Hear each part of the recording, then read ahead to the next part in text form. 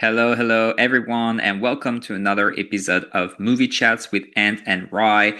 Today, we're going to talk about the 2026 supernatural horror movie Hokum, directed by Damian McCarthy and starring Adam Scott.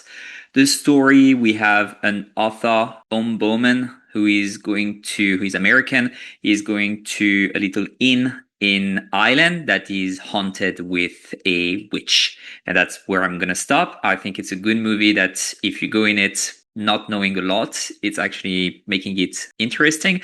And I think we're going to have some interesting discussion as well because we had different we had different reactions to the movie. We did. First off, I'll just say that you don't really like him to start off with. He's not a very likable person. I know. He goes to this little town. His first interaction with somebody he's walking past, and like a hunter who's killed a goat, and he's just so indifferent and he's almost condescending. It's like, why'd you do that? Can't you do this? And then he goes into the room where there's an old man telling his kids a story, and he's like, "Don't talk to strangers." And it's like, "Who are you anyway?" And he's like, "I'm the owner of the hotel." He's almost indifferent. He's quite entitled. He's quite arrogant. He's dismissive. He's cruel as well. I mean, when there is the boy who is talking to him about his manuscript and he burns him with a spoon. I mean, it's straight up assault. Horrible stuff. But you know what? I think it's on purpose. And the fact that it shows Adam Scott, I mean, I think he's great in this movie, but I see Ben Wyatt from Parks and Rec. I can only see that, and he's so likable that he makes it okay, I guess. Because I haven't watched his new TV show yet, where what's it called? Is it Severance? Yeah, I've seen Severance. I mean, I've started watching it. It's not bad by any means, but it's a very slow burn. He's good in it. He's actually a good actor. I just think that he gets such comedic chops that it's very hard when you see him not doing. He does sell the eccentric and very opinionated and attitude. He's got a very Americanism, I suppose, which is all right. Then he's gone there to scatter his parents' ashes, so he does that for his parents, and then an event happens. So should we discuss that event where he's got a do not disturb sign on his door? Yeah, that's spoiler alert. Turn off the podcast or the video if you don't want to hear it. But yeah, let's go into it. So he attempts suicide and then seemingly gets released from the hospital a couple of months later. It's the end of the season, and he wants to kind of thank the lass that cut down, Fiona, who has gone missing. Yeah, this is where it goes into a kind of a different kind of narrative arc where why isn't anybody looking for her? Well, we've been looking for her for weeks. But then there's the story of the honeymoon suite, which was kind of foreshadowed beforehand, where has anybody looked up there? They don't go there. We don't go to the honeymoon suite. You just don't go there because there is a witch in there. Which is something that Fiona says, and she even has a book with everything about witches and stuff like that. To come back to the character of and how unlikable he is at the beginning of the movie. So when he's attempting suicide, and then when he's hell-bent on trying to understand what happened to Fiona and to find her, did you feel a bit more sympathy for him? Yeah, his entire character kind of shifts. He becomes very likable after that. And then everyone else is very almost dismissive of, well, why aren't you doing that? They just go, no, that's just not what we do. Yeah, even the backstory with his mother and what happened as well makes him more human. Yeah, there's a couple of interesting moments where obviously the backstory of what happened with him, especially this caricature we've got behind us, I don't think it was established well enough. I think we needed just a little bit more of that establishment where how his mother died. He just makes a quick off-the-cuff remark to Fiona early on that, there was a robbery and they shot her in the face. And then you find out, well, no, actually, he was playing with a gun and he shot her in the face. And it's just like, oh, well, that's horrible. Like, imagine that. And I think they just could have done more with this whole, he's suppressed these memories. It was very clunkily written, in my opinion. Okay, interesting. You know what? I liked it because, I Yeah. mean, for me, it was so you have the witch and it's about being haunted. So, yes, you have the honeymoon suite that is haunted, but it's also talking about haunting people. And I think in some ways he's haunted, and the witch is bringing all those memories to the surface for him to deal with it. And that's why he's also a horrible person, especially at the beginning, because he has all those unresolved issues in him. And the visual of the mom as well with the yellow dress that in this very drab and dark movie is very memorable is coming to term with it, and the witch is taking the form of his mom to torment him, but in the end it also helps him grieve.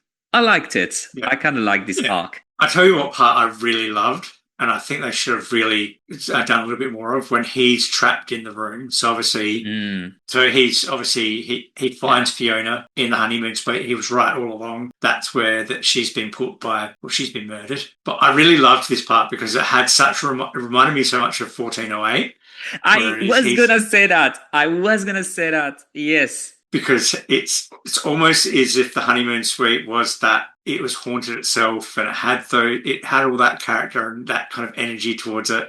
And I wanted more of that. I wanted more of him in the room Yeah. going up and down the dumbwaiter, because he's obviously working out how to work that out. And that was just such Yeah. a good part of the movie. I really, really liked that part of the movie. Yeah, I enjoyed it as well. And 100%, yes, it was like 148. Not only that you're in a room and it's haunted and it's a bit of a fever dream somehow, but also the character is kind of similar to Yeah. John Cusack in the movie, Yeah. right? Because it's Absolutely. Yeah. very dark, down to earth, but also very, I don't know, grumpy writer. Yeah, Yeah. there's definitely. The only thing that I didn't really enjoy about the dumbwaiter stuff is that so he finds this tape of Fiona, like this recording of Fiona.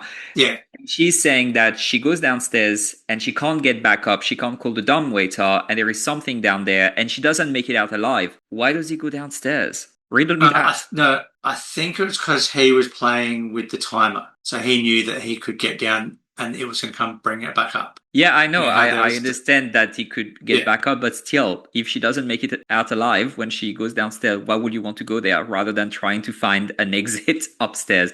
That's the only yeah, nitpick when it comes to the logic of the movie, where I was like, why yeah. would you do that? And he kind of gave up trying to get out after like Yeah, got one screw out, the other one like the head's been threaded off, and it's like he didn't even try. Like you've already kicked one, got one screw out. Why don't you just yeah. keep trying kicking it? You're going to break it off eventually. I'm sure you could get out. You're a big guy. He's big-ish, Yeah, but yeah. yeah, 100%. But that was the only lapse in logic that I could find in the movie. The rest, what I really liked, and I was thinking about, because this is a folk horror story, right? And we did Keeper and we Yeah, did Man as well. And I think yeah, both of them were not really sold on the idea of how it was done. And this one, I actually enjoyed it. I think this is the right way to do folk horror. And what I liked it as, even though it's a supernatural movie, there is some logic in there in the actions of the character. It's relatable. In previous reviews, I've said, look, I have issues with supernatural stuff, especially when it's yeah. thrown in the screenplay because you can't resolve it any other way. Here it's like, no, we have a supernatural setting, we have logical characters, and then we let the story unfold. I enjoy that. Yeah, because you don't really need to have that conclusion of bringing down the witch, because she wasn't the antagonist. She wasn't the antagonist of the film. It was Mal, Yeah, who obviously was the one that killed Fiona. I he's like the horrible. fact that, right? Yeah, poor Jerry.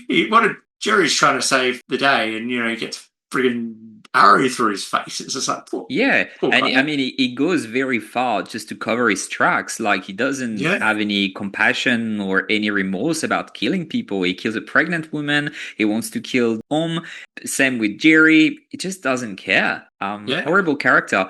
So at the end, he dies at the end of The Witch. Do you think that it was too much of an easy death for him? Should he have suffered more than that? No, I think that was okay. I think that was Yeah. he's going to get what's coming to him. he's Yeah. obviously going to go through whatever that door is, and that's probably a fate worse than death anyway. So whatever's going to happen to him in there is going to happen to him. Yeah. I didn't mind the foreshadowing moments where, like, Fiona's obviously talking about if you come across a witch, you draw a circle around you, and On's like, what are you talking about? That's just ridiculous. And then he finds the chalk down below. He's like, maybe she was onto something. And does a circle around it. That's essentially what saves him. So Yeah. Something else I really liked in this movie is the scares. I think they were very effective. From the first one, when he's writing and there is this silhouette in the stairs and he puts the lamp up and then down, and then there is this lady, or is it his mom? I don't know who it is, just really close to him. I was like, whoa. And that's like a couple of minutes into the movie. I was like, okay, I'm going to enjoy it. some good jump scares. I'm gonna have a couple of nitpicks about it as well. So there's, I think you've actually changed my marking. By the way, when we get to the scores. You've actually changed my mind on the marking. I'm gonna give it, but that's what I do. A couple of things that I just didn't like. There's the part where he's trapped in the honeymoon suite. He's looking through a window, and Jerry's kind of going back and forth. By the way, I love that scene where he's ringing the bell. The bell break. Yeah, that was good. And it's just as Jerry's come back inside, and that was very well paced. I've got to say, that was good. Part. And you know what? When I was talking about the comparison with Keeper, do you remember in Keeper you were like, "Oh, she found something on the floor, and why is it there? It's just because it needs to be, right?" Yeah. Compare that to the scene with the bell where he's pulling the strings and Jerry's in and out, and then he even goes in the wall to actually get the string that has broken. Yeah. That's the comparison, something that you're like, very invested in it, and the other one that feels like, okay, that's just been thrown in there. Yeah, but what he should have done, why didn't he break the window and just yell for Jerry? True. That's just, he should have done that. I think it also just went on a little bit too long. It was just a little bit. I did find myself getting a little bit restless. It might just be me. I'm just a very restless person, but I got a bit restless during. I was like, still got this long to go. That's just a small nitpick I've got. So, that's fair enough. Different. I'm usually also, if something is not well paced, I would get very restless. This one I could see through. I enjoyed it. I enjoyed the imagery as well, like the hotel. I know that you like to say that sometimes locations and places, they feel like characters. This hotel feels like a character as well. It feels a bit like The Shining a little bit.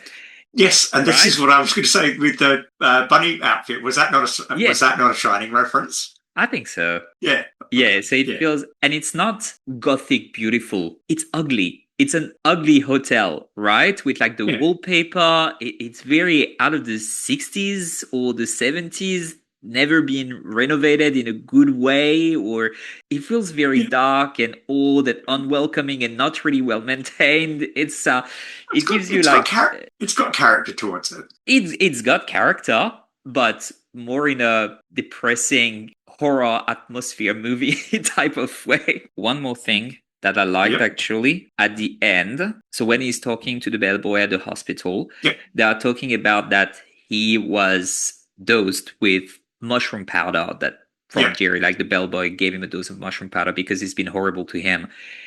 Yeah. I like that. I like this ambiguity at the end that is being introduced. Like, okay, well, was it a hallucination? Was it really a witch? Or how did that happen? Sometimes movies do it the other way around of, we think that there is a logical explanation, but we throw in some supernatural thing of maybe, something can't be explained. Here is the other way around. And I enjoy that. And he never apologized for burning the hand. It's just like he was just... Americans. Sorry to our American people who follow us. We love you. All right, let's get into scores. I don't know. This is yours, so you're first. Yeah, I give it a 4 out of 5. I really enjoyed it. I like Adam Scott. I like the atmosphere. I like the way it looks. I like how it's written, the logic that the supernatural has to it. I like the jump scares. I like the visuals. It's a very enjoyable movie. So yeah, 4 out of 5. I'm going to give it a 3.5. it was good. I think having this banter that we've had today has changed my mind of a few things. So yeah, I would recommend it. Give it a go. Nice. Righty, well, thank you for listening/watching. We will put a link in the description where you can watch the movie.